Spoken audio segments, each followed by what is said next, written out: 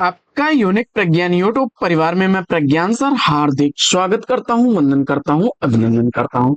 प्यारे साथियों, पाठचर्या होने वाली है काफी महत्वपूर्ण। अगर आप बीपीएससी से आयोजित होने वाले शिक्षक भर्ती परीक्षा की तैयारी कर रहे हैं तो बिल्कुल सही प्लेटफॉर्म पर हैं और वीडियो आपके लिए होने वाला है काफी महत्वपूर्ण। तो इस प्रैक्टिस सेट कॉल करना प्रारंभ करें इससे पूर्व। अगर वीडियो को पहली बार देख रहे हैं तो वह चैनल पर नए हैं तो कृपया चैनल को सब्सक्राइब, वीडियो को लाइक और शेयर करना बिल्कुल ना भूलें। बिना समय गंवाए प्रारंभ करेंगे आज के इस प्रैक्टिस सेट को और देखते हैं प्रैक्टिस सेट का आज का पहला प्रश्न। पहला प्रश्न है कि असाध्य वीणा अज्ञेय के किस कविता संग्रह में संकलित है। असाध्य वीणा कविता अज्ञेय द्वारा लिखे गए किस कविता संग्रह में संकलित है। दिए गए विकल्पों में मुझे उम्मीद है कि आपने विकल्प ए का चयन किया होगा, आंगन के पार द्वार। तो ए विकल्प इस प्रश्न का सही जवाब है। प्रश्न संख्या 2। दूसरा प्रश्न है, गोसाई चरित के रचनाकार कौन है। गोसाई चरित का रचनाकार आपसे पूछा जा रहा है। दिए गए विकल्पों में देखिए, आपने विकल्प सी का चयन कर लिया, बेनी माधव दास को। तो बिल्कुल सही जवाब बेनी माधव दास। प्रश्न संख्या 3। तीसरा प्रश्न है, निम्नलिखित में से कौन सी भाषा शामी भाषाओं में शामिल नहीं है। तो अगर सेलेक्ट कर लिया, देखिए इसमें जो है आपने इसको सेलेक्ट कर लिया है, फारसी को। फारसी इंडो ईरानी परिवार की भाषा है। विकल्प ए राइट आंसर हो जाएगा आपका। आगे बढ़ते हैं और देखते हैं अगला प्रश्न। प्रश्न संख्या 4 है कि निहार रश्मि नीरजा काव्य संग्रह किसके हैं। निहार रश्मि नीरजा ये काव्य संग्रह किसके द्वारा लिखे गए हैं। जवाब में आपने महादेवी वर्मा जी को चुना। तो बिल्कुल सही जवाब विकल्प सी। प्रश्न संख्या 5 है कि मेरे चपल यौवन बाल अचल अंचल में पड़ा सो मचल कर मतसाल, यह पंक्तियां किसकी हैं। मेरे चपल यौवन बाल अचल अंचल में पड़ा सो मत मचल कर चाल, यह पंक्तियां किसकी हैं। और पांचवें प्रश्न का सही जवाब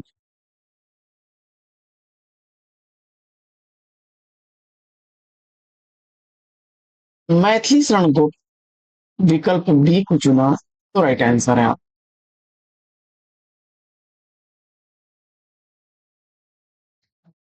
आगे बढ़ते हैं और देखते हैं अगला प्रश्न। प्रश्न संख्या 6, जंजीरें और दीवारें संस्मरण के लेखक कौन हैं। जंजीरें और दीवारें संस्मरण किसके द्वारा लिखा गया है। उत्तर में आपने राम वृक्ष बेनीपुरी को चुन लिया। तो बिल्कुल सही जवाब विकल्प सी। सातवां प्रश्न है, क्या देख न सकती जंजीरों का गहना गहना हथकड़ियां क्यों, यह ब्रिटिश राज्य का गहना, यह पंक्तियां किसकी हैं। तो जवाब में आपने देखिए, यह पंक्ति इस प्रश्न का सही जवाब उपयुक्त में से कोई नहीं, विकल्प ही सही होगा, क्योंकि यह पंक्तियां किसकी हैं, माखनलाल चतुर्वेदी जी की हैं।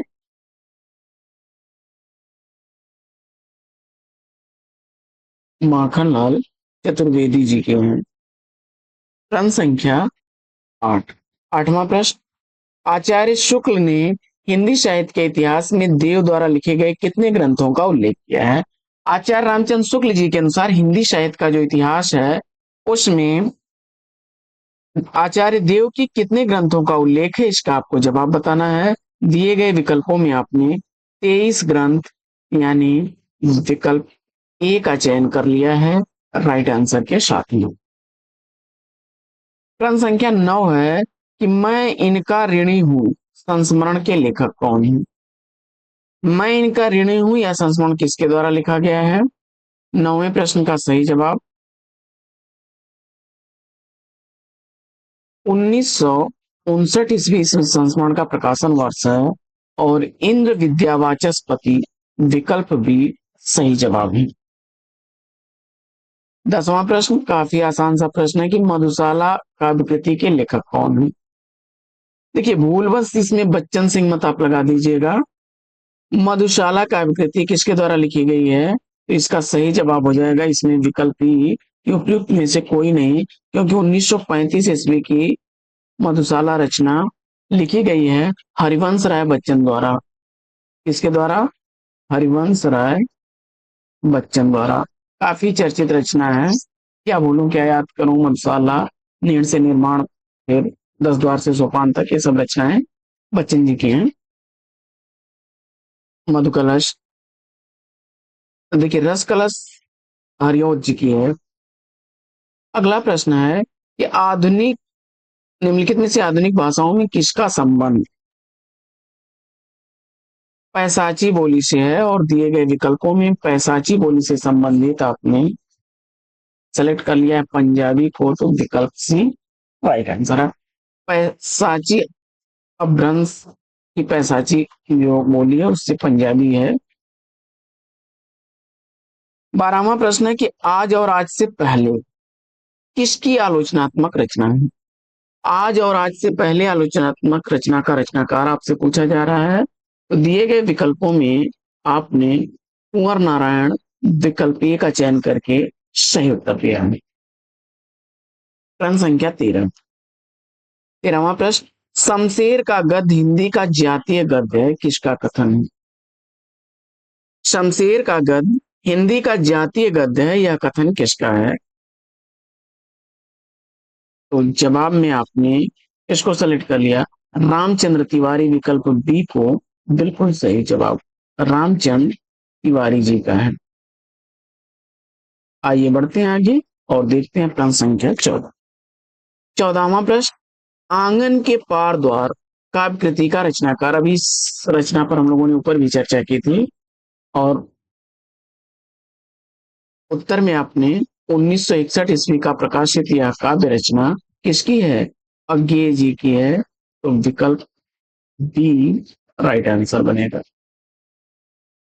प्रश्न संख्या 15वां प्रश्न है कि आचार्य हजारी प्रसाद द्विवेदी को उनकी किस कृति के लिए साहित्य अकादमी अवार्ड से सम्मानित किया गया। आचार्य हजारी प्रसाद द्विवेदी जी को उनकी किस रचना के लिए साहित्य अकादमी पुरस्कार से सम्मानित किया गया, इसका आपको जवाब बताना है। और इस प्रश्न का सही उत्तर 1973 ईस्वी में उनके निबंध संग्रह इसके लिए आलोक पर्व के लिए उन्हें सम्मानित किया गया। प्रश्न संख्या 16 है कि पुराना घर नए लोग कृति के रचनाकार कौन है। पुराना घर नए लोग यह कृति किसकी है, और 1960 ईस्वी की प्रकाशित यह रचना किसकी है। ठाकुर प्रसाद सिंह की, बी विकल्प राइट आंसर। आगे बढ़ते हैं और देखते हैं 17वां प्रश्न।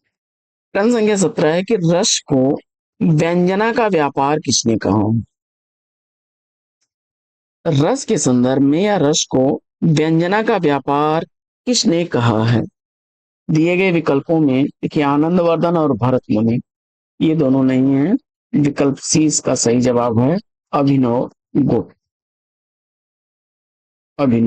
गुप्त ने कहा है। आगे बढ़ते हैं और देखते हैं अगला प्रश्न। प्रश्न संख्या 18 है कि ब्रज भाषा में रचित श्रृंगार रस मंडन के रचयिता कौन है। ब्रज भाषा में रचित ग्रंथ श्रृंगार रस मंडन जो है इसका रचनाकार आपसे पूछा जा रहा है।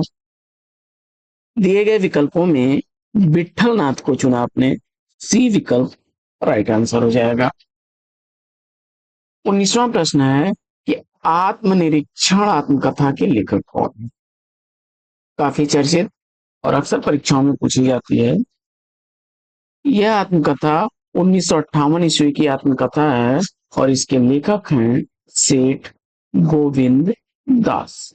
सेठ गोविंद दास। विकल्प सी सही जवाब। 20वां प्रश्न है कि कबीर के बीजक पर रची गई त्रिज्या टीका के रचनाकार कौन है? कबीर के बीजक पर रची गई त्रिज्या टीका का रचनाकार आपसे पूछा जा रहा है। दिए गए विकल्पों में आपने पूरन दास को चुना, तो विकल्प इस प्रश्न का राइट आंसर है। आगे बढ़ते हैं और देखते हैं प्रश्न संख्या 21 को। 21वां प्रश्न है कि हलफनामा पोस्टर कहानी के लेखक। हलफनामा पोस्टर कहानी का लेखक आपसे पूछा जा रहा है और प्रश्न संख्या 21 का सही जवाब। देखिए 2002 ईस्वी की प्रकाशित रचना है हलफनामा, वहीं पोस्टर कहानी 2004 ईस्वी की प्रकाशित कहानी है और दोनों ही कहानियां मनोज सोनकर द्वारा लिखी गई हैं। विकल्प ए सही जवाब। प्रश्न संख्या 22 है। 22वां प्रश्न है कि रसिकानंद काव्य शास्त्री कृति के रचनाकार कौन है? रसिकानंद काव्य शास्त्री ग्रंथ का रचनाकार पूछा जा रहा है। इस रचना का रचना काल 1882 ईस्वी और लिखी गई है। देखिए इसमें से इसका सही विकल्प बनेगा उपयुक्त में से कोई नहीं, विकल्प ई, क्योंकि 1882 ईस्वी की यह रचना जो है ग्वाल कवि की है। किसकी है? ग्वाल कवि की। प्रश्न संख्या 23 काफी रिपीटेड प्रश्न है कि साहित्य को ज्ञान राशि का संचित कोश किसने माना है? साहित्य को ज्ञान राशि का संचित कोश किसने माना है? और दिए गए विकल्पों में मुझे उम्मीद है कि आपने महावीर प्रसाद द्विवेदी जी को चुना। महावीर प्रसाद द्विवेदी जी को चुना, तो बिल्कुल सही जवाब हो जाएगा विकल्प ई। आगे बढ़ते हैं और देखते हैं अगला प्रश्न।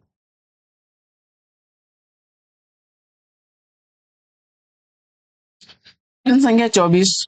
बहुजन वन में है बने रिछ वानर से मैं दूंगा अब आर्य तत्व उन्हें निज कर से।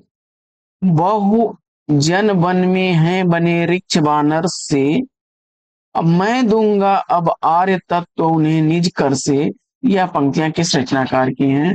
और दिए गए विकल्पों में आपने मैथिली शरणगुप्त विकल्प सी को चुन लिया, राइट आंसर है। प्रश्न संख्या 25। 25वां प्रश्न है कि एक बार बस और नाच तू श्यामा समान सभी तैयार पंक्ति के रचनाकार कौन है? और यह पंक्तियां हैं इसकी सूर्यकांत त्रिपाठी निराला जी की पंक्तियां हैं। सी विकल्प सही जवाब। आगे बढ़ते हैं और देखते हैं प्रश्न संख्या 26 को। 26वां प्रश्न है कि निम्नलिखित में से किस कवि का उपनाम हितैषी है? यानी दिए गए विकल्पों में उस कवि का नाम बताना है जो जिसकी उपाधि या उपनाम जिसको हितैषी के नाम से भी जाना जाता है, और वे कवि हैं द्विवेदी युग के जगदम्बा प्रसाद जी। विकल्प ए राइट आंसर। 27वां प्रश्न है कि लक्ष्मण सिंह किस कहानी का पात्र है?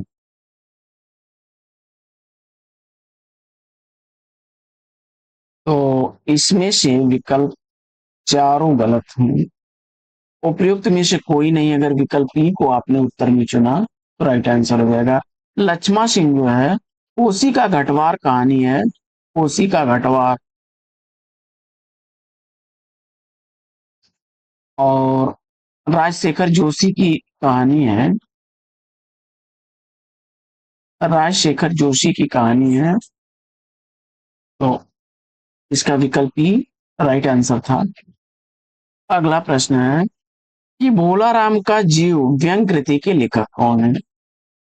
शायद ये रिपीटेड प्रश्न है और इस प्रश्न का जवाब आपने किसको चुन लिया? देखिए इसका भी इसमें से किसी विकल्प से संबंध नहीं है, विकल्प ही इसका सही जवाब बनेगा, क्योंकि भोला राम का जीव यह व्यंग रचना हरिशंकर परसाई जी की है। हरिशंकर परसाई जी की रचना है। तो विकल्प ही राइट आंसर। 29वां प्रश्न है कि कामायनी में कौन सा सर्ग नहीं है? तो आसान सा जवाब हो जाएगा। देखिए, चिंता सर्ग, आनंद सर्ग, ये दोनों सर्ग हैं, लेकिन लोक नहीं है, विकल्प ही राइट आंसर बनेगा। अगला प्रश्न है कि अंग्रेजी में जिसे रोमांटिसिज्म कहते हैं, हिंदी में उसे क्या कहा जाता है? अंग्रेजी में जिसे रोमांटिसिज्म कहते हैं, हिंदी में वह क्या कहलाएगा? और जवाब में आपने विकल्प बी का वर्ण किया, यानी बी को चुना, छायावाद, तो बिल्कुल सही जवाब। अगला प्रश्न, प्रश्न संख्या 31वां प्रश्न है कि प्लाट का मोर्चा कृति का प्रकाशन वर्ष पूछा जा रहा है। प्लाट का मोर्चा शमशेर बहादुर सिंह की रचना है, शमशेर बहादुर की रचना है, और 1952 ईस्वी इसका प्रकाशन वर्ष है, यानी विकल्प सी इस प्रश्न का सही जवाब है। बढ़ते हैं आगे और देखते हैं 32वां प्रश्न। प्रश्न संख्या 32, चीनियों द्वारा निर्मित काठमांडू लहासा सड़क के लेखक कौन है? और दिए गए विकल्पों में आपने सेलेक्ट किया किसको? जगदीश प्रसाद चतुर्वेदी जी को, तो बिल्कुल सही जवाब विकल्प ए। प्रश्न संख्या 33वां प्रश्न है, पथ के साथी किस विधा की रचना है? पथ के साथी, इसमें से सारे ही विकल्प गलत हैं, क्योंकि इसमें विकल्प ही गलत दे दिए गए हैं। पथ के साथी यह जो है, यहाँ विधा पूछा जा रहा है, तो उपयुक्त में से कोई नहीं। यह महादेवी वर्मा जी की रचना है, महादेवी वर्मा जी की रचना है, 1956 ईस्वी इसका प्रकाशन वर्ष है, और विधा की दृष्टि से यह संस्मरण विधा की रचना है। इस विधा की रचना है, संस्मरण विधा की रचना है, तो विकल्प ही इसका सही जवाब है। प्रश्न संख्या 34वां प्रश्न है कि निराला की कविता राम की शक्ति पूजा पर किस रचना का सर्वाधिक प्रभाव है? निराला की जो कविता है राम की शक्ति पूजा, वह किस रचना से सबसे ज्यादा प्रभावित है? इसका आपको जवाब बताना है। दिए गए विकल्पों में आपने कृतिवास रामायण, बंगला रामायण, विकल्प ए को चुना, तो सही जवाब होगी। प्रश्न संख्या 35 है कि अवधि का संबंध हिंदी की किस उपभाषा से है? अवधि का संबंध हिंदी की किस उपभाषा से है? और 35वें प्रश्न का सही जवाब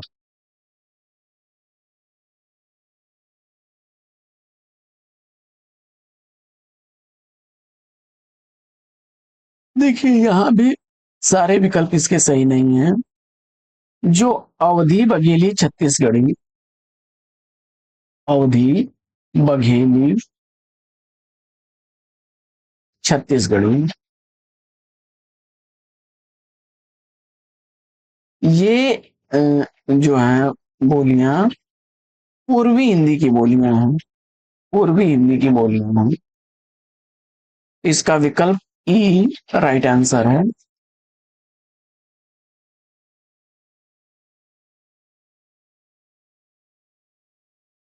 यह प्रश्न, एक बार बस और नाच तो श्यामा, सामान सभी तैयार, यह पंक्तियां किसकी हैं? तो निराला की पंक्तियां हैं, विकल्प सी इसका राइट आंसर है।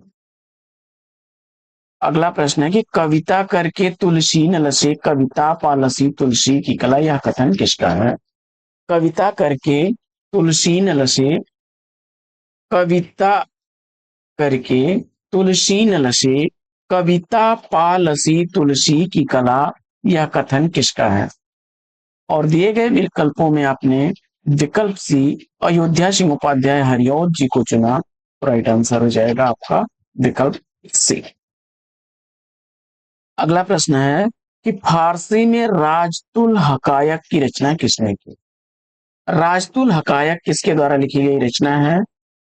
काफी आसान सा जवाब, दिए गए विकल्पों में नूर मोहम्मद, ए विकल्प सही जवाब। अगला प्रश्न है कि कार्य उपाय बास डोरी कटाए ना ही उपजेंगे बांस ना ही बाजेगी बाजे फेरी बांसुरी। यह पंक्तियां किसकी हैं? कार्य उपाय बांस डोरी कटाए ना ही उपजेंगे बांस ना ही बाजे फेरी बांसुरी। यह पंक्तियां किसकी हैं? जवाब में आपने रसखान को चुना, तो विकल्प सी इस प्रश्न का बिल्कुल सही जवाब। आगे बढ़ते हैं और देखते हैं अगला प्रश्न। प्रश्न संख्या 40 है कि निम्नलिखित में से कौन सा शब्द तत्सम नहीं है? और 40वें प्रश्न का सही जवाब। प्रश्न संख्या 40 का राइट आंसर चयनित करिए। तो इसमें अग्नि भ्राता आज्ञा ये सब तत्सम शब्द हों। विकल्प सी किसान को चुन लिया आपने, तो राइट आंसर हो जाएगा।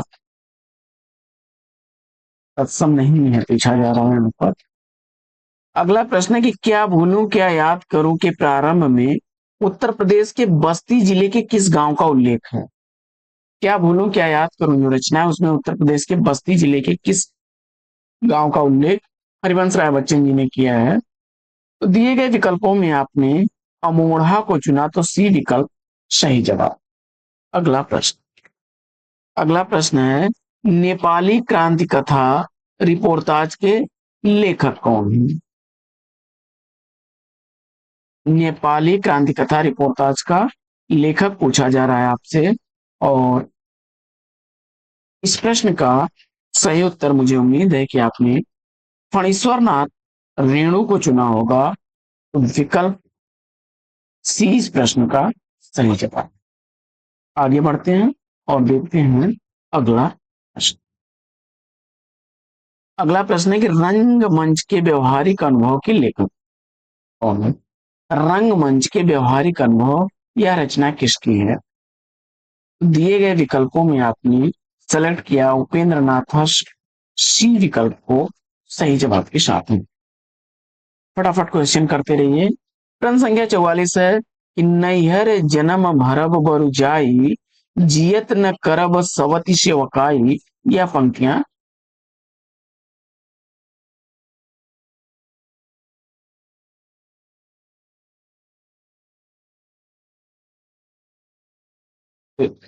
इस प्रश्न का सही उत्तर तुलसीदास को चुना आपने, तो विकल्प ए राइट आंसर।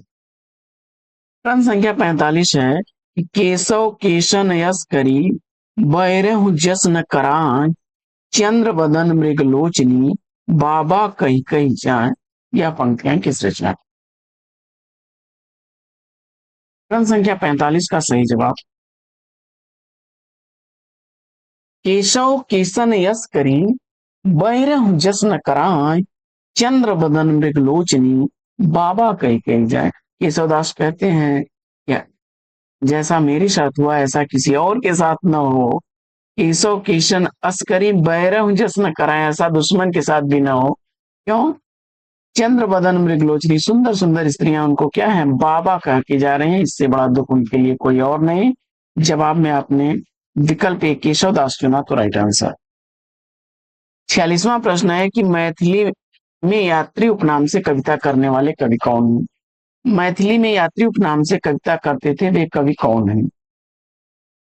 जवाब में वैद्यनाथ मिश्र यानी बाबा नागार्जुन को चुना आपने, विकल्प के सही जवाब। अगला प्रश्न। प्रश्न संख्या 47 है कि मुर्दहिया में ननकू पांडे किस कला में कुशल थे? तो इस प्रश्न का जवाब ध्यान से चुनिएगा। देखिए इसमें सारे ही विकल्प सही नहीं है। विकल्प ही इस प्रश्न का सही जवाब बनेगा, क्योंकि मुर्दहिया 2010 ईस्वी की प्रकाशित एक दलित आत्मकथा है तुलसी राम की। तुलसी राम की लिखी गई यह कथा है। और नानकू सिंह जो होते हैं वे ढोलक बजाने में, ढोलक वादन में कुशल थे, ढोलकिया थे। तो जवाब आपका सही जवाब हो जाएगा कि ननकू पांडे जो है वह मुर्दहिया आत्मकथा में ढोलक वादक हैं। प्रश्न संख्या 48 हत्या नामक कहानी के लेखक कौन है? और हत्या नामक कहानी, तो इसमें भी विकल्प आपके जो है सही नहीं है। विकल्प आपका ई राइट आंसर बनेगा। उपयुक्त में से कोई नहीं, क्योंकि जैनेन्द्र की लिखी गई कहानी है। जैनेन्द्र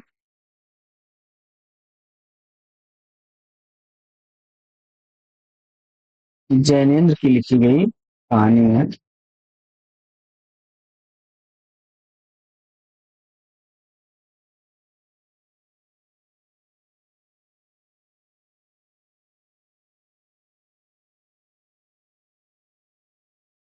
जैनेन्द्र द्वारा लिखी गई कहानी है।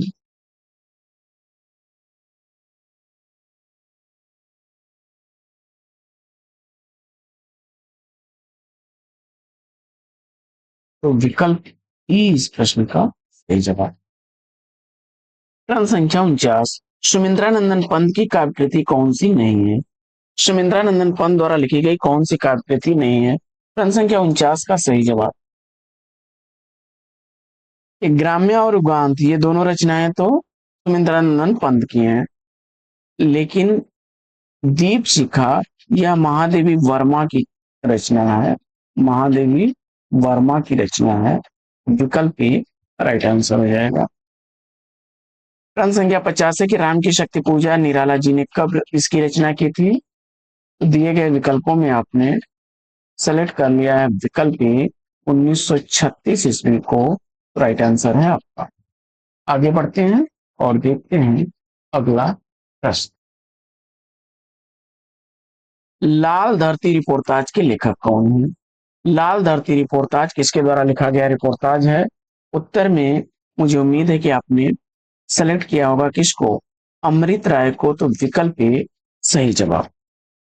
प्रश्न संख्या 52, शास्त्री भवन का पहला तल्ला के लेखक कौन है? शास्त्री भवन का पहला तल्ला यह रचना लिखी गई है द्रोणवीर कोहली द्वारा। विकल्प सी सही जवाब। प्रश्न संख्या 53 है कि स्मृति कण संस्मरण का प्रकाशन वर्ष क्या है? और प्रश्न संख्या 53 का सही जवाब मुझे उम्मीद है कि आपने चुना होगा किसको? सेठ गोविंद दास को।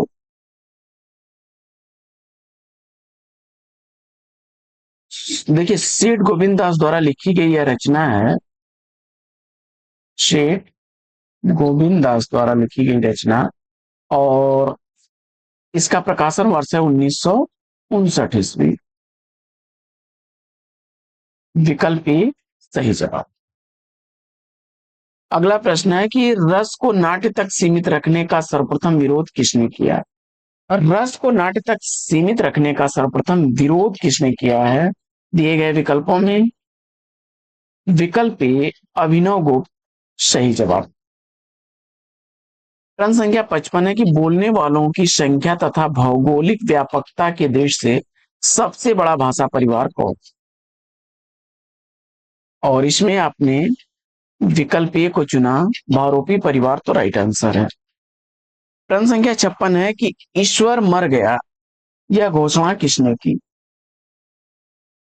तो ईश्वर मर गया यह घोषणा की थी नीत्शे ने। सी विकल्प सही जवाब। प्रश्न संख्या 57 है कि भगवत भक्ति रसायन नामक ग्रंथ के रचनाकार कौन है? भगवत भक्ति रसायन नामक ग्रंथ किसके द्वारा लिखा गया है? तो उत्तर में विकल्प बी मधुसूदन सरस्वती को चुना आपने। बिल्कुल सही जवाब। प्रश्न संख्या 58 है कि किस आचार्य ने रस को काव्य की आत्मा घोषित किया है?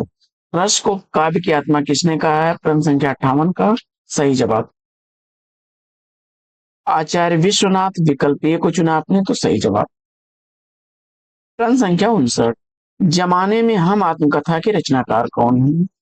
जमाने में हम यह आत्मकथा किसके द्वारा लिखी गई आत्मकथा है? तो इसमें विकल्प निर्मला जैन। सी राइट आंसर हो जाएगा। प्रश्न संख्या 60 है कि कैलाश वाजपेयी को उनकी किस कृति के लिए साहित्य अकादमी पुरस्कार से सम्मानित किया गया? कैलाश वाजपेयी की साहित्य अकादमी पुरस्कार से सम्मानित काव्य रचना कौन सी है इसमें से? और इसमें विकल्प आपने हवा में हस्ताक्षर ए को चुना। तो राइट आंसर। प्रश्न संख्या 61 है कि शंकुक के अनुसार भरत मुनि के रस सूत्र में आए संयोग शब्द का अर्थ क्या है? भरत मुनि ने भरत मुनि का जो रस संकोक के अनुसार भरत मुनि का जो रस सूत्र है उसमें आया हुआ शब्द जो संयोग है, इसका अर्थ संकोक ने क्या बताया है? अनुमान। क्या बताया है? अनुमान। तो विकल्प सी राइट आंसर। प्रश्न संख्या 62 है कि हिंदी साहित्य का अतीत इतिहास ग्रंथ के लेखक कौन है? और इस प्रश्न का जवाब आपने किसको चुन लिया है?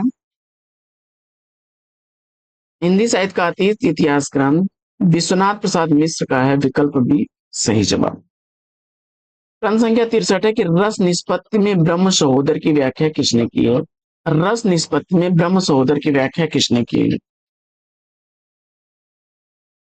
दिए गए विकल्पों में विकल्प सी भट्टनायक को चुना। सही जवाब। आलोचना भी रचना है या किसकी रचना है? आलोचना भी रचना है। इस कृति का लेखक पूछा जा रहा है आपसे, यह काव्य रचना है और काशीनाथ सिंह की रचना है। विकल्प सी इस प्रश्न का सही जवाब। प्रश्न संख्या 65 है कि नाट्य कला मीमांसा के रचनाकार कौन है? नाट्य कला मीमांसा का रचनाकार पूछा जा रहा है। तो दिए गए विकल्पों में विकल्प बी सेठ गोविंद दास को चुना आपने, तो सही जवाब। प्रश्न संख्या 66 है कि अरविंद और सुजाता लक्ष्मी नारायण लाल के किस चर्चित नाटक के पात्र हैं? अरविंद और सुजाता लक्ष्मी नारायण लाल के किस चर्चित नाटक के पात्र हैं? प्रश्न संख्या 66 का सही जवाब मादा कैक्टस को चुना आपने, तो राइट आंसर है विकल्प ए। प्रश्न संख्या 67 है कि आचार्य वामन ने काव्य हेतु के स्थान पर किस शब्द का व्यवहार किया है? और इस प्रश्न का जवाब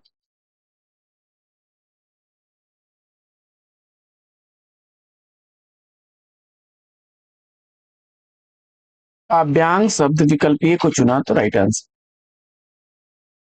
अगला प्रश्न है कि प्रसाद पंत और मैथिली शरण नामक निबंध संग्रह के लेखक कौन है? प्रसाद पंत और मैथिली शरण यह निबंध लिखा गया है किसके द्वारा? रामधारी सिंह दिनकर द्वारा। विकल्प ए सही जवाब। अगला प्रश्न साथियों, फटाफट क्वेश्चन हल करते रहिए। साहित्यालोचन किसका लिखा हुआ समीक्षात्मक ग्रंथ है? साहित्यालोचन किसका लिखा हुआ समीक्षात्मक ग्रंथ है? तो साहित्यालोचन के रचनाकार इसमें आपने देखिए सारे ही विकल्प इसके गलत हैं, यानी विकल्प इस प्रश्न का सही जवाब हो जाएगा श्याम सुंदर दास। श्याम सुंदर दास।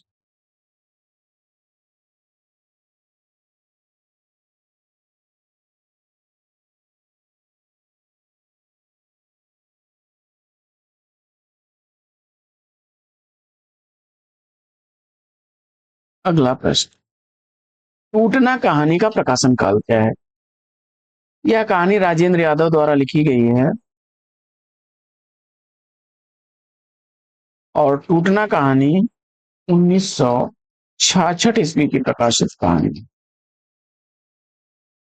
प्रश्न संख्या 71 है कि चंपा बुद्धगुप्त जयशंकर प्रसाद की किस कहानी के पात्र हैं? चंपा बुद्धगुप्त जयशंकर प्रसाद द्वारा लिखे गए किस कहानी के पात्र हैं? आकाशदीप विकल्प ए राइट आंसर। जयशंकर प्रसाद के बचपन का नाम क्या था? तो जयशंकर प्रसाद के बचपन का नाम आपने झारखंडी। विकल्प बी को चुना, राइट आंसर। ब्रजभाषा में जयशंकर प्रसाद किस उपनाम से रचनाएं करते थे या कविता करते थे? जयशंकर प्रसाद ब्रजभाषा में किस उपनाम से रचना करते थे? जवाब में कलाधर आपको विकल्प ए को चुना, तो राइट आंसर। अगला प्रश्न है कि महादेवी वर्मा जी का प्रथम काव्य संग्रह इसमें से कौन सा है? तो दिए गए विकल्पों में आपने 1930 ईस्वी का प्रकाशित निहार को चुना, तो विकल्प ए सही जवाब। प्रश्न संख्या 75 है कि पृथ्वी प्रदक्षिणा यात्रा वृतांत के लेखक कौन है? पृथ्वी प्रदक्षिणा यात्रा साहित्य किसके द्वारा लिखा गया है? 1914 ईस्वी का यह यात्रा साहित्य शिव प्रसाद गुप्त का है। विकल्प ए राइट आंसर। प्रश्न संख्या 76 है कि अलगू चौधरी जुम्मन से किस कहानी के पात्र हैं? अलगू चौधरी जुम्मन से किस कहानी के पात्र हैं? जवाब में आपने पंच परमेश्वर कहानी को चुना, तो बी विकल्प बिल्कुल सही जवाब। पंच परमेश्वर मुंशी प्रेमचंद की कहानी है। बी विकल्प राइट आंसर। आठवां सर्ग नाटक के नाटककार कौन है? आठवां सर्ग नाटक का नाटककार 1976 ईस्वी का प्रकाशित यह नाटक है और सुरेंद्र वर्मा जी द्वारा लिखा गया है। तो विकल्प ए राइट आंसर। प्रश्न संख्या 78 है कि दिखावनी और प्रेम फुलवारी काव्य कृति के रचनाकार। दिखावनी और प्रेम फुलवारी काव्य रचना का रचनाकार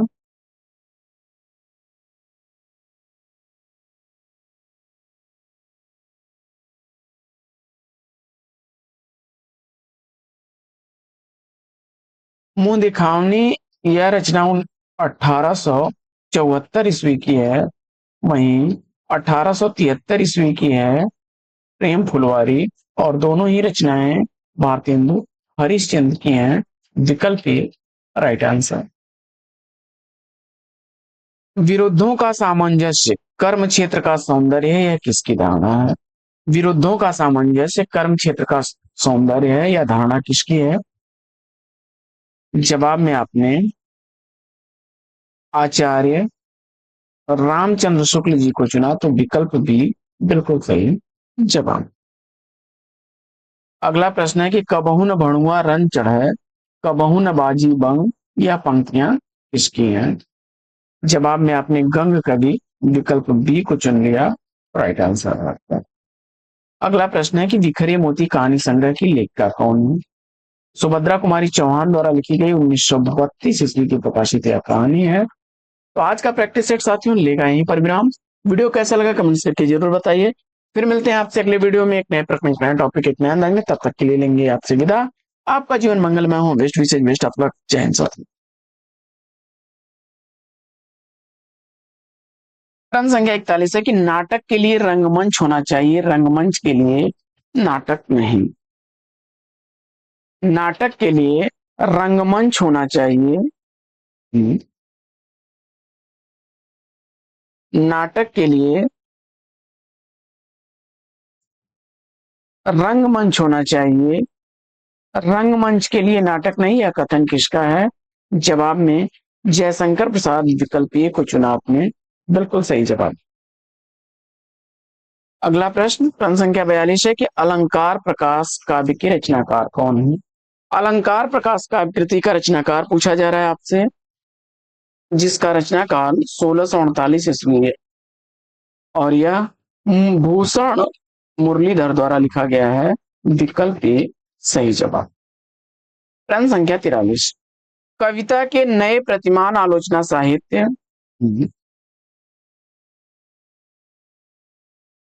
कविता के नए प्रतिमान आलोचना साहित्य का लेखक पूछा जा रहा है आपसे।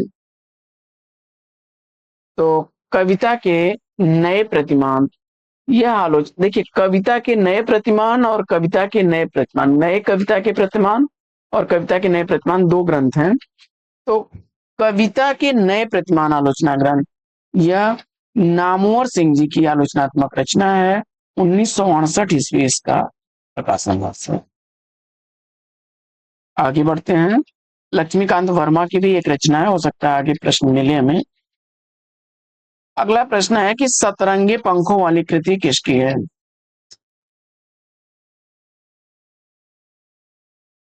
सतरंगे पंखों वाली कृति किसकी है? सतरंगे पंखों वाली रचना का रचनाकार आपने किसको चयनित कर लिया? बाबा नागार्जुन को। तो विकल्प इसका सी राइट आंसर बनेगा। 1959 ईस्वी इस रचना का प्रकाशन हुआ। प्रश्न संख्या 45 है कि उन्माद कहानी की कहानीकार कौन है? उन्माद कहानी 1934 ईस्वी की प्रकाशित कहानी है और कमला चौधरी द्वारा लिखी गई कहानी है। विकल्प ए बिल्कुल सही जवाब। प्रश्न संख्या 46 है कि निसर्ग कहानी के कहानीकार कौन है? 46वां प्रश्न निसर्ग कहानी का कहानीकार आपसे पूछा जा रहा है और इस प्रश्न का सही जवाब आपने किसको चुन लिया? होमवती को। होमवती राइट आंसर है।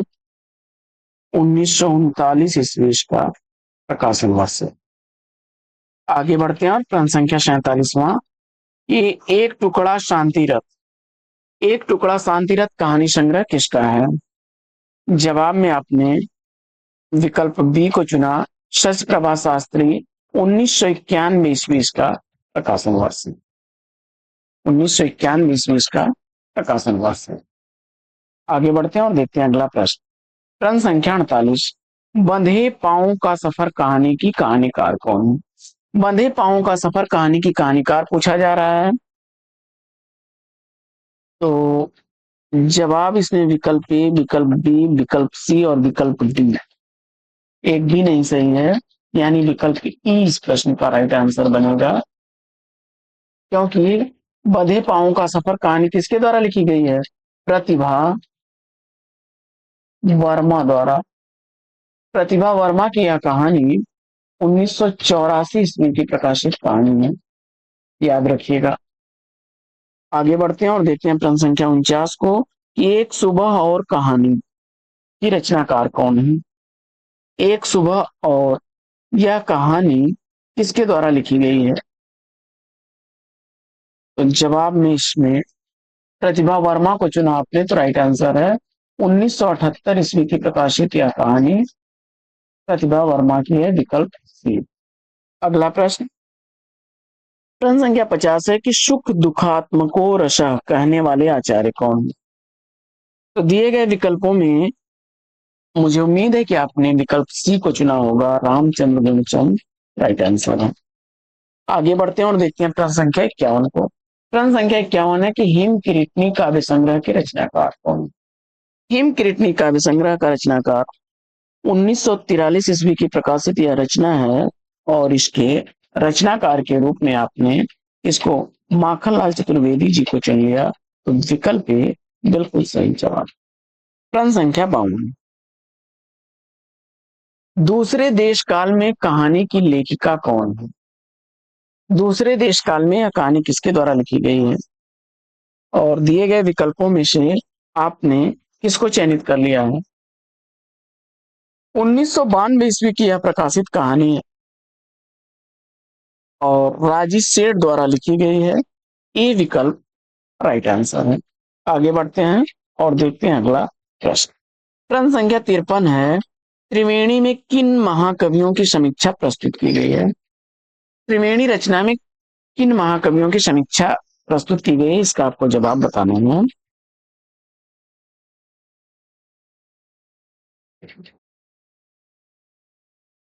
जयसी, सूर और तुलसी। विकल्प ए को चुन लिया है आपने, तो राइट आंसर है। हाँ देखिए, इसी प्रश्न की हम लोग बात कर रहे थे कि कविता के नए प्रतिमान और नई कविता के प्रतिमान, ये दो रचनाएं हैं, ध्यान रखिएगा। तो कविता के नए प्रतिमान यह नामवर सिंह की रचना थी, जबकि नई कविता के प्रतिमान यह रचना 1957 ईस्वी की प्रकाशित रचना है और इसके लेखक हैं लक्ष्मीकांत वर्मा जी। लक्ष्मीकांत वर्मा जी की यह रचना है। आगे बढ़ते हैं और देखते हैं प्रश्न संख्या 55। बगैर तराशे हुए 1968 ईस्वी में प्रकाशित कहानी की लेखिका कौन है? बगैर तराशे हुए 1968 ईस्वी की प्रकाशित जो कहानी है, इसकी लेखिका पूछा जा रहा है और इस प्रश्न का जवाब आपने विकल्प सी सुधा अरोड़ा को चुना। सी विकल्प बिल्कुल सही जवाब। बादलों के घेरे, प्रश्न संख्या 56 है कि बादलों के घेरे कहानी की लेखिका कौन है? बादलों के घेरे या कहानी 1980 ईस्वी की प्रकाशित कहानी है और इस कहानी की लेखिका कृष्णा सोबती हैं। कृष्णा सोबती हैं। अगला प्रश्न। प्रश्न संख्या 57 है कि पुनर्जागरण का भारतीय साहित्य में पहला प्रतिफल माइकल मधुसूदन दत्त के बंगला काव्य मेघनाद वध 1861 ईस्वी को माना गया। यह कथन किस आलोचक का? पुनर्जागरण का भारतीय साहित्य में पहला प्रतिफल माइकल मधुसूदन दत्त के बंगला काव्य मेघनाद वध 1861 ईस्वी को कहा गया। यह कथन किस आलोचक का है? जवाब में आपने राम स्वरूप चतुर्वेदी जी को चुना। राइट आंसर है विकल्प सी। प्रश्न संख्या 58 है कि दुख ही जीवन की कथा रही, क्या कहूँ आज जो नहीं कही, यह पंक्तियां किसकी हैं? सरोज स्मृति से अवतरित यह पंक्तियां हैं। सरोज स्मृति से अवतरित यह पंक्तियां हैं। और इसके लेखक कौन है? तो सूर्यकांत त्रिपाठी निराला, निराला जी की है। विकल्प बी सही जवाब। प्रश्न संख्या 59 है कि मेरे राम का मुकुट भीग रहा है, यह निबंध किसके द्वारा लिखा गया है? मेरे राम का मुकुट भीग रहा है कई बार पूछा गया प्रश्न है, इंपॉर्टेंट प्रश्न, इसको समझिएगा आप, अक्सर रिपीट होता रहता है। और डॉक्टर विद्यानिवास मिश्र, बी विकल्प बिल्कुल सही जवाब। प्रश्न संख्या 60 है कि अंधे मोड़ से आगे कहानी की कहानीकार कौन है? अंधे मोड़ से आगे कहानी किसके द्वारा लिखी गई है? 1979 ईस्वी की प्रकाशित यह कहानी है और इसकी लेखिका राजी सेठ हैं, यानी विकल्प सही जवाब। प्रश्न संख्या 61 है कि मैं हार गई, यह कहानी किस लेखिका द्वारा लिखी गई है? मैं हार गई कहानी की लेखिका आपको बताना है, आंसर चयनित करते रहिए फटाफट। 1957 ईस्वी की प्रकाशित यह कहानी किसकी है? मन्नू भंडारी जी की है, विकल्प के सही जवाब। बढ़ते हैं 62 प्रश्न संख्या 62 की तरफ। यही सच है, एक प्लेट सैलाब कहानी की लेखिका बताइए। फटाफट क्वेश्चन बड़े ही बेहतरीन आपके लिए लाए गए हैं। यही सच है, यह कहानी 1966 ईस्वी में प्रकाशित होती है और एक प्लेट सैलाब यह 1968 ईस्वी की प्रकाशित कहानी है। और दोनों ही कहानियां किसके द्वारा लिखी गई हैं? मन्नू भंडारी द्वारा, मन्नू भंडारी द्वारा लिखी गई कहानियां। प्रश्न संख्या 63 है कि त्रिशंकु कहानी की कहानीकार कौन है? त्रिशंकु कहानी की कहानीकार आपसे पूछा जा रहा है और जवाब में आपने 1978 ईस्वी की यह कहानी किसकी है? देखिए, मंजुल भगत, उषा प्रियंवदा और राजू सेठ तीनों नहीं है, यानी इसका विकल्प ही सही होगा। यह कहानी है मन्नू भंडारी की। इसकी है मन्नू भंडारी की कहानी। 64वां प्रश्न है कि अपना अपना सच कहानी की लेखिका कौन है? अपना अपना सच कहानी की लेखिका पूछा जा रहा है। 1982 ईस्वी की प्रकाशित यह कहानी है अपना अपना सच कहानी। इसकी लेखिका है मणिका मोहिनी, मणिका मोहिनी द्वारा लिखी गई है, विकल्प बी इस प्रश्न का सही जवाब। प्रश्न संख्या 65, छुटकारा कहानी की लेखिका पूछा जा रहा है आपसे, फटाफट आंसर दीजिए। छुटकारा कहानी किसके द्वारा लिखी गई है? 1969 ईस्वी इस कहानी का प्रकाशन वर्ष है और इसकी लेखिका है ममता कालिया, विकल्प बी सही जवाब। आगे बढ़ते हैं और देखते हैं प्रश्न संख्या 66 को कि वर्षगांठ कहानी की लेखिका कौन है? वर्षगांठ कहानी किसके द्वारा लिखी गई है? 1942 ईस्वी इस कहानी का प्रकाशन वर्ष और यह कहानी लिखी गई है सुमित्रा कुमारी सिन्हा द्वारा, विकल्प ए बिल्कुल सही जवाब। प्रश्न संख्या 67, बोलने वाली औरत तथा मुखौटा कहानी की लेखिका कौन है? बोलने वाली औरत तथा मुखौटा कहानी की लेखिका पूछा जा रहा है। प्रश्न संख्या 67 का सही जवाब तो इसमें विकल्प ही सही होगा आपका, उपयुक्त में से कोई नहीं, क्योंकि बोलने वाली औरत और मुखौटा दोनों ही कहानियां किसकी हैं? ममता कालिया की हैं, ममता कालिया की हैं। ममता कालिया की कहानियां हैं। बोलने वाली औरत कहानी 2000 ईस्वी की प्रकाशित कहानी है, वहीं मुखौटा 2002 ईस्वी की प्रकाशित कहानी है। याद रखिएगा, दोनों ही कहानियां ममता कालिया की हैं। प्रश्न संख्या 68 है कि धुली हुई शाम, अनुत्तरित, इन कहानियों के कहानीकार कौन है? तो धुली हुई शाम कहानी 1969 ईस्वी की, वहीं अनुत्तरित कहानी 1975 ईस्वी की है। और दोनों ही कहानियां किसकी हैं? शशि प्रभा शास्त्री जी की। विकल्प भी बिल्कुल सही जवाब। आगे बढ़ते हैं और देखते हैं अगला प्रश्न। अगला प्रश्न है कि जोड़ बाकी है कहानी की कहानीकार कौन है? जोड़ बाकी है यह कहानी किसके द्वारा लिखी गई है? इस कहानी का प्रकाशन वर्ष 1981 ईस्वी है और शशि प्रभा शास्त्री की कहानियां हैं। प्रश्न संख्या 70 है कि भूख जिनावर लपटें इन कहानियों की लेखिका कौन है? भूख जिनावर एवं लपटें या कहानियां किसकी हैं? जवाब में विकल्प ए को चुन लिया आपने तो राइट आंसर हो जाएगा आपका भूख कहानी 2001 ईस्वी की प्रकाशित कहानी है। जिनावर 1996 ईस्वी की प्रकाशित कहानी है।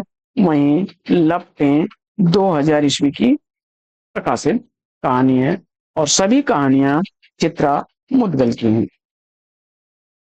लाक्षागृह प्रश्न संख्या 71 है कि लाक्षागृह कहानी की कहानीकार कौन है?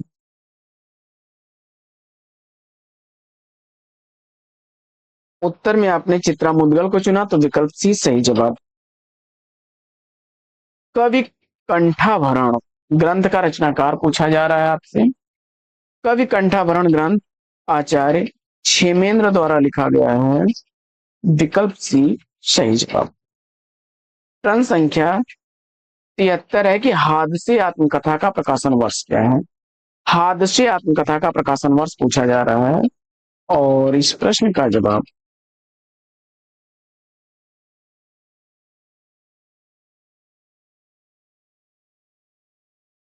रमणिका गुप्ता 2005 ईस्वी की प्रकाशित यह आत्मकथा है। तो इसमें से उपयुक्त में से कोई नहीं, विकल्प ई राइट आंसर हो जाएगा।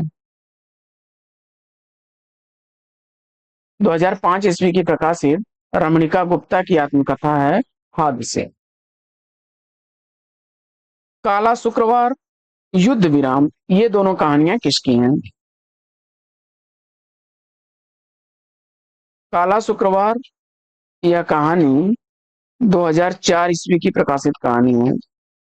वहीं युद्ध विराम 1977 ईस्वी की प्रकाशित कहानी है और दोनों ही कहानियां सुधा अरोड़ा जी की हैं। प्रश्न संख्या 75 है कि रामदास मिश्र को उनकी किस कृति के लिए वर्ष 2015 ईस्वी का साहित्य अकादमी पुरस्कार दिया गया? रामदास मिश्र को उनकी किस रचना के लिए 2015 का साहित्य अकादमी पुरस्कार दिया गया? दिए गए विकल्पों में आपने विकल्प ए आग की हंसी को चुना तो राइट आंसर है। अगला प्रश्न है कि अंतिम बयान कहानी की लेखिका कौन है? अंतिम बयान कहानी किसके द्वारा लिखी गई है? इस कहानी का प्रकाशन वर्ष 2001 ईस्वी है और यह कहानी लिखी गई है मंजुल भगत द्वारा। बी विकल्प इस प्रश्न का सही जवाब। आगे बढ़ते हैं और देखते हैं प्रश्न संख्या 77 को। आत्महत्या के पहले कहानी की कहानीकार कौन है? आत्महत्या के पहले यह कहानी किसके द्वारा लिखी गई है? इस कहानी की कहानीकार भी आपके हैं मंजुल भगत थी और 1979 ईस्वी इस कहानी का प्रकाशन वर्ष है। प्रश्न संख्या 78 है कि लाल हवेली कहानी किसके द्वारा लिखी गई है? लाल हवेली कहानी किसके द्वारा लिखी गई कहानी है और इस प्रश्न का जवाब आपने शिवानी को चुना। सती इनकी ही कहानी है। 1965 ईस्वी की यह प्रकाशित कहानी है। Right answer. आदमखोर कहानी का प्रकाशन वर्ष पूछा जा रहा है।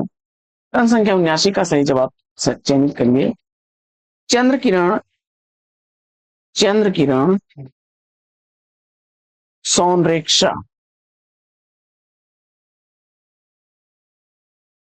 चंद्र किरण सौनरेखा द्वारा लिखी गई यह कहानी है 1945 ईस्वी। इस कहानी का प्रकाशन वर्ष है यानी सी विकल्प बिल्कुल सही जवाब। प्रश्न संख्या 80 है कि प्रतिदिन एवं उसका यौवन कहानी की लेखिका कौन है? प्रतिदिन एवं उसका यौवन कहानी की लेखिका कौन है?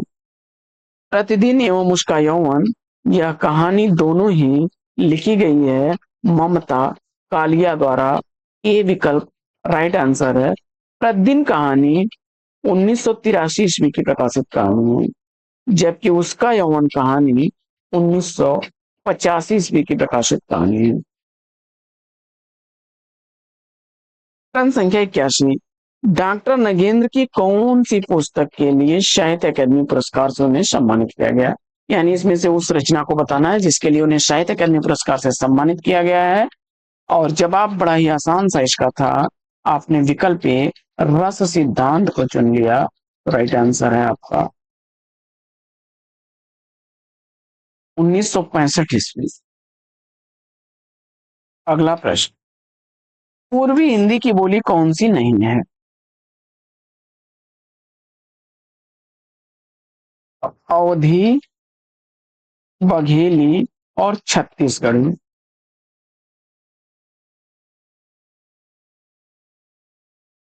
ये तीनों बोलियां पूर्वी हिंदी की बोली हैं, जबकि भोजपुरी, मैथिली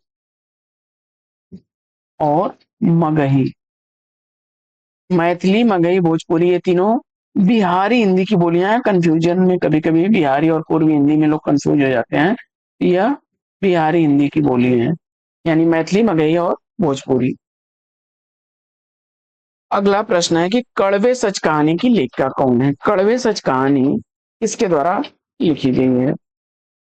तो विकल्प इसमें आपने दीप्ति खंडेवाल बी को चुना, तो राइट आंसर है आपका 1975 ईस्वी इस कड़वे सच कहानी का प्रकाशन वर्ष। प्रश्न संख्या 84 है कि डेफोडिल जल रहे हैं किस विधा की रचना है?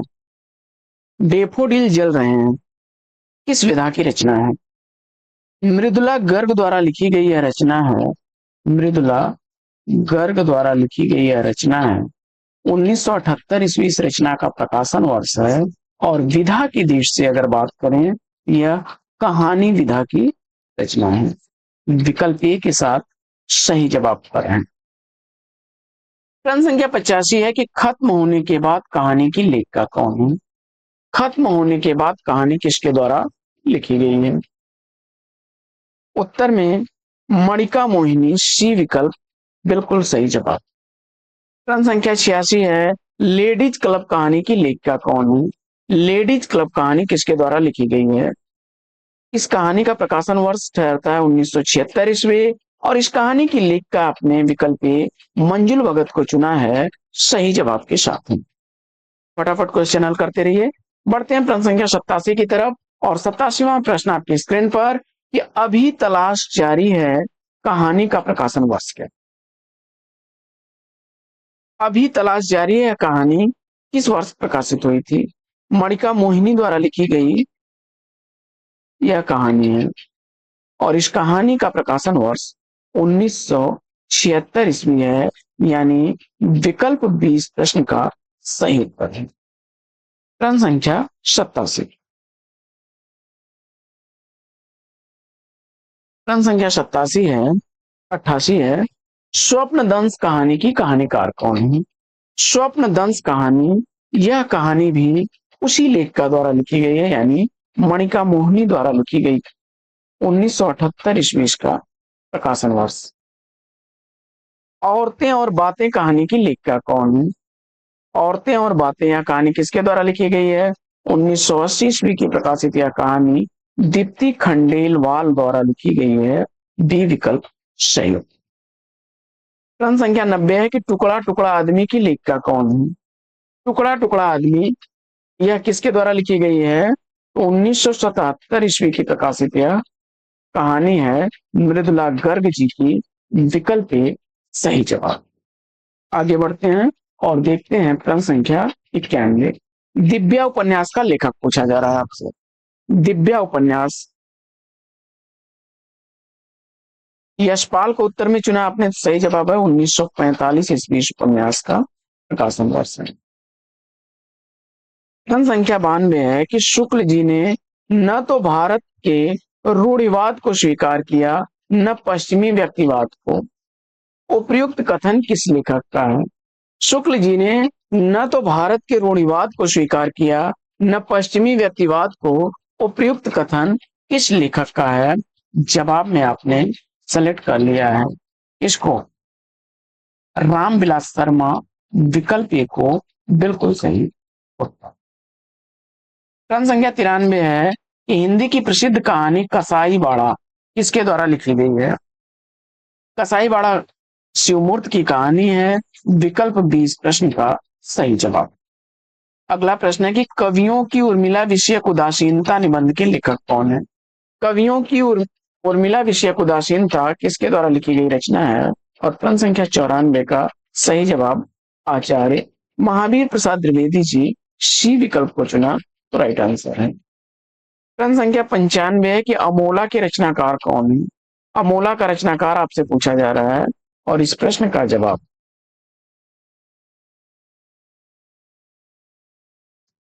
वासुदेव सिंह त्रिलोचन। विकल्प बी को चुना तो राइट आंसर है। अगला प्रश्न, हे पुरुष सिंह तुम भी यह शक्ति करो धारण। हे पुरुष सिंह तुम भी यह शक्ति करो धारण में अलंकार पूछा जा रहा है, तो इसमें पुरुष सिंह जो है उपमेय उपमान में अभेद आरोप हो जा रहा है, तो रूपक को चुना आपने तो विकल्प ए राइट आंसर है। अगला प्रश्न, गीत फरोश किसकी रचना है? और जवाब में आपने भवानी प्रसाद को चुना, तो 1953 ईस्वी की प्रकाशित यह रचना भवानी प्रसाद मिश्र की है। विकल्प ए राइट आंसर।